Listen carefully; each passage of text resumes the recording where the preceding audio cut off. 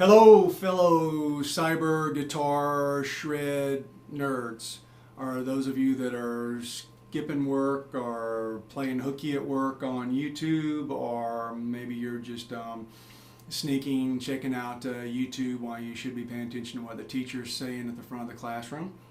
I'm coming at you as live as possible via YouTube from deep within the walls of my man cave, my labyrinth, my fortress of solitude here, also known as the area of the house where my wife lets me exist.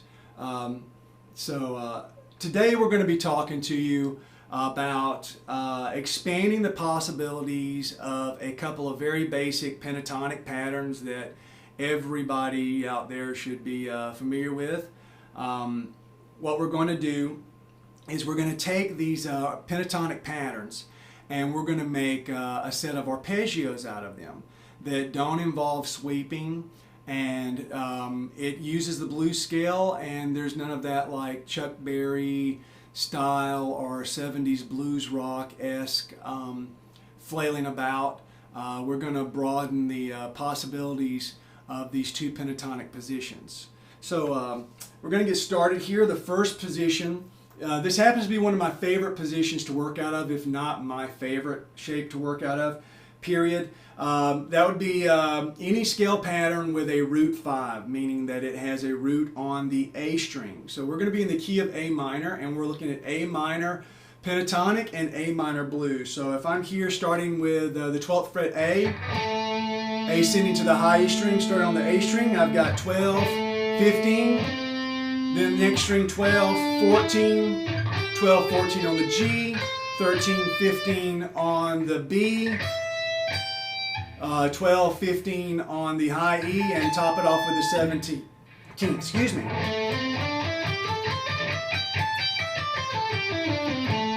Now I can add the flat 5 in there and make it the blues scale.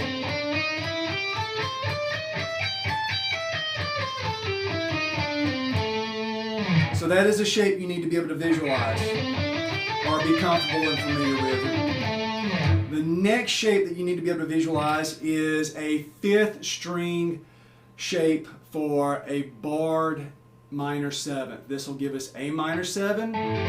So I'm barring from the 5th string to the 1st string with my first finger, and then I'm fretting the minor 3rd on the B string with my 2nd finger, and then my 3rd finger is giving me the perfect 5th. So low to high I have the root A, the perfect 5th E, I have the minor 7th or the flat 7 G, I have the minor 3rd C, and I have an E, which is the 5th again. You need to be able to see that pattern. And then lastly, the pattern that you need to know is probably one of the first 5 things you learned right there with like power chords, is a pentatonic minor shape with a root on the 6th string. We'll be playing in the A octave position at the 17th fret. And if you don't know that shape, then you might want to go back and check out some other material and get up there. Now, first thing I'm going to do is I'm going to take our basic pentatonic shape A, and I'm skipping strings here.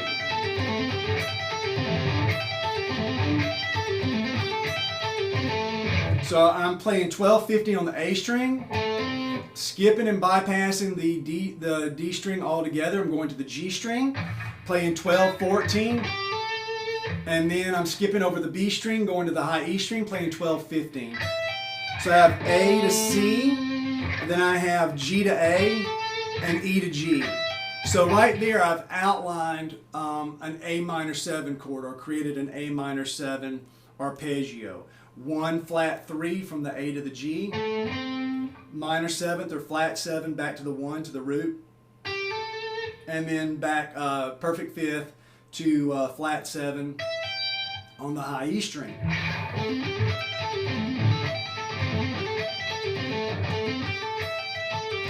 Now, there's a certain picking pattern that I'm doing to make that a little easier to execute. It involves hammer-ons and pull-offs and pick notes as well. So I'm doing a downstroke, I'm hammering, Then I'm skipping over that string and coming up to the G string on an upstroke and a hammer.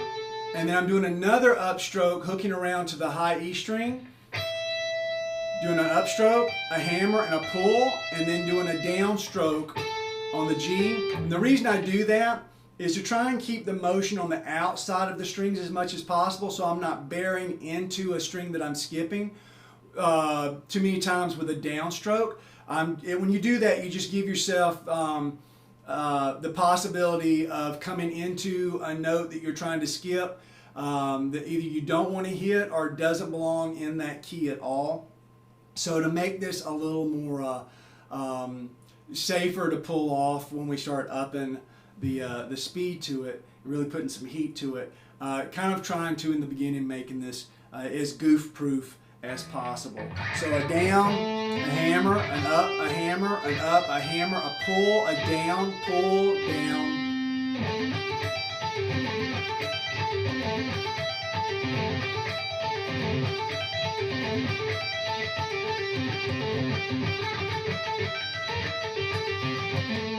So A minor 7 right there. So that is the first possibility unto itself. Outline that and just doing your basic string skip there. Now what we're going to do is we're going to add a couple of notes from our 17th position box, and we're going to do this in a manner that you would usually see someone say like Paul Gilbert use this lick. So I'm going to take my pinky and get the 17th note there, and I'm going to skip the string and go to the G string. And I've done the same thing, except here I've gone 12, 15, 17. Here I'm 12, 14, 17. Then back to 12, 15, 7.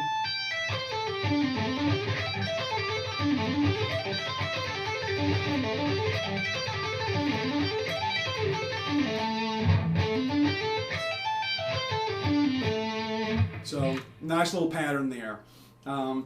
Anytime you're working with something that has big stretches, especially if it's someplace that you're not comfortable with, or you have smallish hands and you find large stretches a challenge, anytime you're learning a new pattern that involves some uncomfortable position or shape or stretch, move it up higher on the neck where the positions are closer together. And what you can do is you can incorporate this in your practice and take whatever it is that you're working on and make an exercise out of it. Start off high and gradually move it down until your hand becomes acclimated to the stretch. Also, don't do any extreme stretches before you've warmed up first. Lots of people hurt themselves in the gym stretching cold muscles. So whether it's before a workout or before some type of like physical activity, even playing the guitar, don't stretch cold muscles. Warm up first, then kind of stretch them once the blood flows there and they're warmed up, and your hands will handle that a lot better, and it'll also hopefully ensure that you have a long and healthy, happy career playing the guitar. I don't want to see anybody hurt their hands or wind up with tendonitis or carpal or cubital issues. Now, back to this shape. We're here.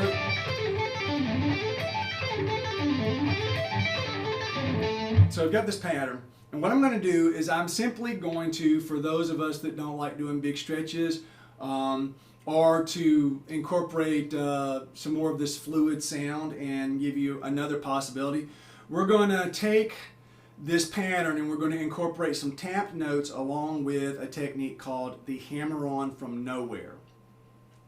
What happens here in the hammer-on from nowhere is I'm simply going to hammer a note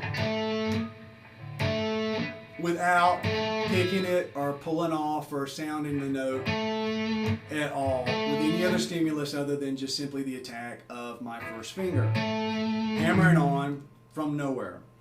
Then I will do another hammer-on there, and then where I would normally go with my pinky,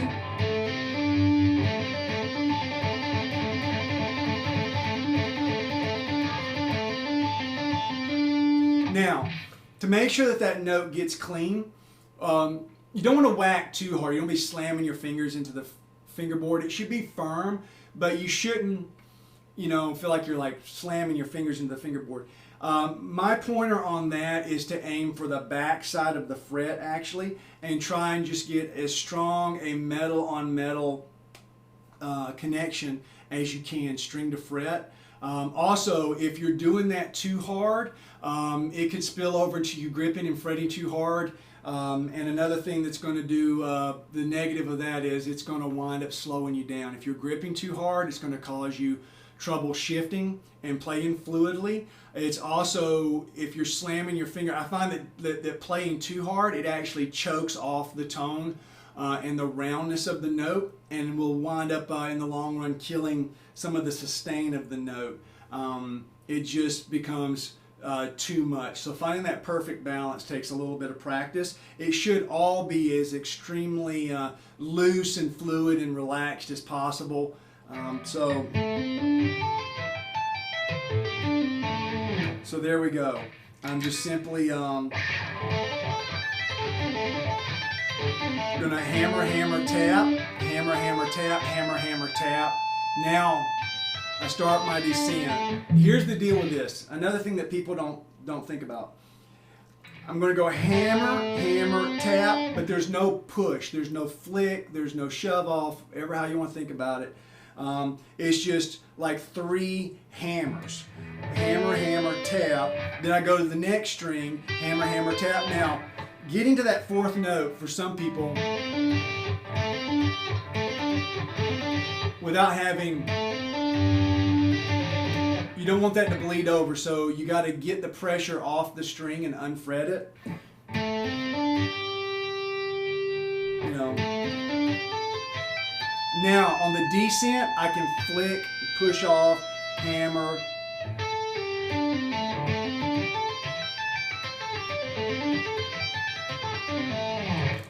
So, yeah, there you go. That's another kind of thing to work on. Again, all we're doing is we're connecting notes from this pentatonic pattern and this pentatonic pattern. That's all we've done. So we're going to alter now a few of the notes in our tapping hand to give us this true A minor 7th arpeggio. And I'm going to change one note. That's all I'm going to do. I'm going to move this from being a 17th fret note on the A string that I tap to a 19th fret note. So that'll give me the perfect 5th, the E. So what I've got is I've got 12, 15, 19. And I'm going to skip and go 12, 14, 17, 12, 15, 17. So only that one note's changing. So I have the root, the minor 3rd, the perfect 5th, the minor 7th, the root, the minor 3rd, then I have the perfect 5th again, then I have the G, which is the flat 7, back to the root.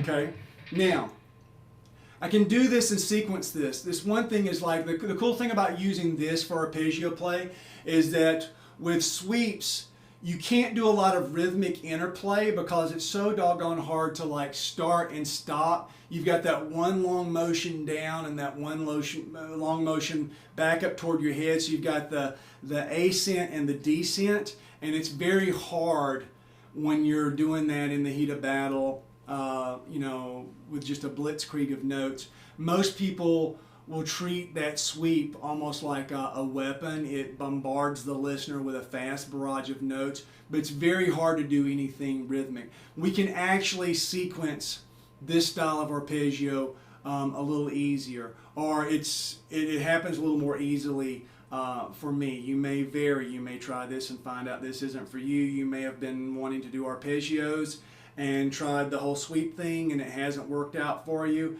and you may find that this is a welcome addition to your bag of tricks.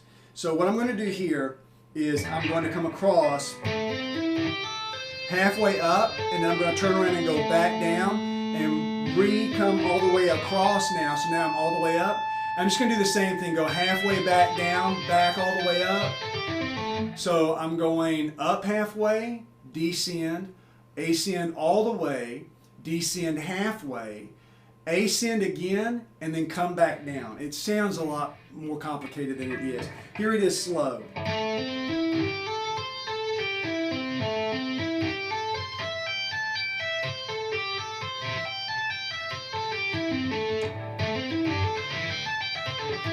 Okay, so now we're going to...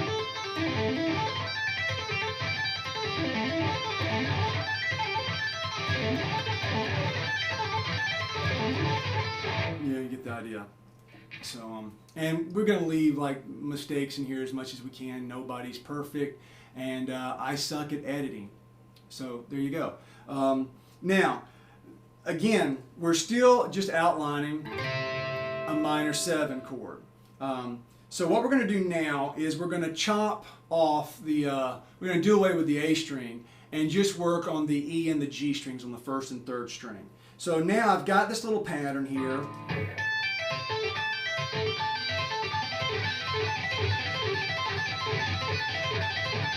Nice little sextuplet, 1, 2, 3, 4, 5, 6, 1, 2, 3, 4, 5, 6, or triplet, depending on how you internalize things.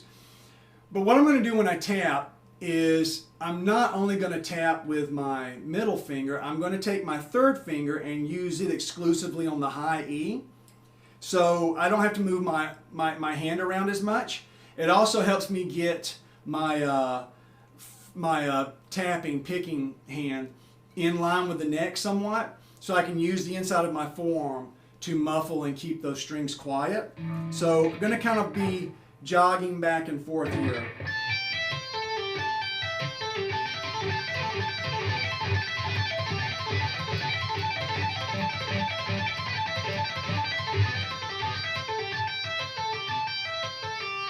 Now, what I can do with this is I'm going to keep my middle finger constant on the 17th fret C of the G string, of the 3rd string. But with my middle finger, I'm going to pedal up the A, B, and C, and then back down to the B. So I'm going to get this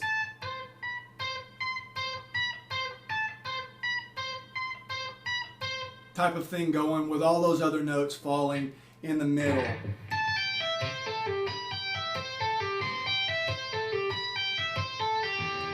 Okay, so I got this kind of a...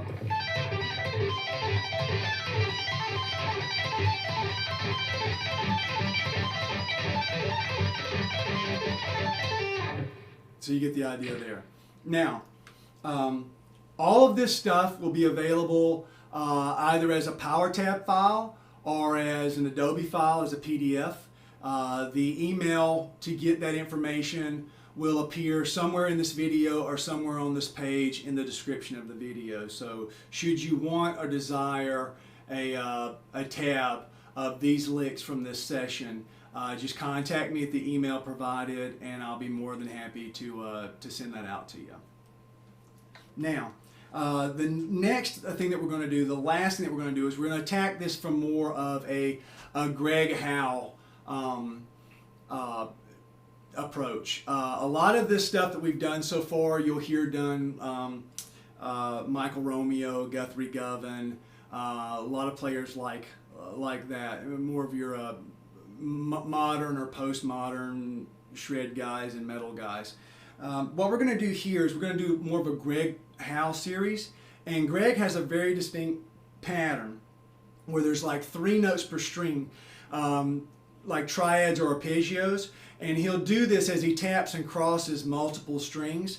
But a lot of times for Greg, the pattern is it's fret hand, tap hand, fret hand.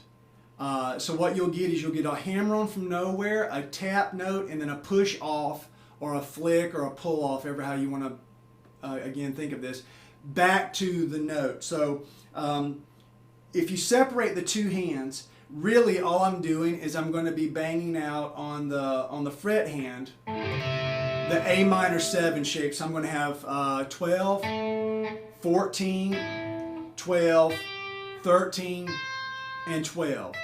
So basically right there I've created an A minor 7 arpeggio.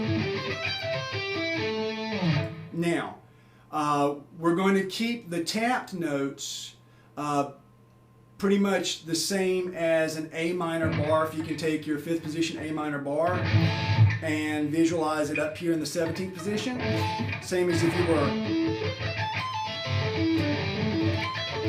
going to sweep that shape, right?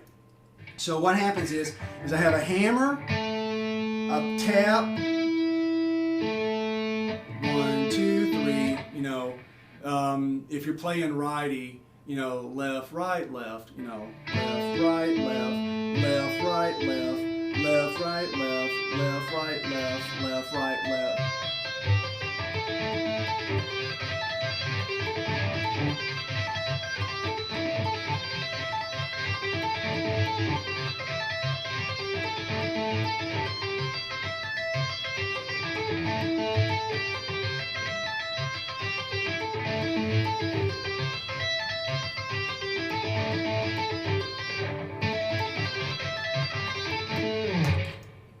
There you go. So, if you have any questions, feel free to contact me at the email address provided. We'll try and do these as regular as possible. It's not going to be high tech. It's going to pretty much be, you know, just like what you're seeing now. Feel free to send in any guitar technique or gear type questions. I'll do my best to get everybody's questions answered. For those of you that have purchased my my books, Intelli-Shred or Arpeggio Madness, I thank you. For those of you that are going to rush out right now and buy them, I thank you for that as well. I would like to thank the National Guitar Workshop, Alfred Warner Publishing. I would like to thank Nocturne Guitars, DR Strings, Dunlop Picks. I would like to thank Avid Digi Designs. I would like to thank Voodoo Labs. And I would like to thank Morley, and DiMarzio. Excuse me if I've forgotten anybody else. But again, if you have any questions, feel free to send them in. And I thank you for watching. Enjoy. Later.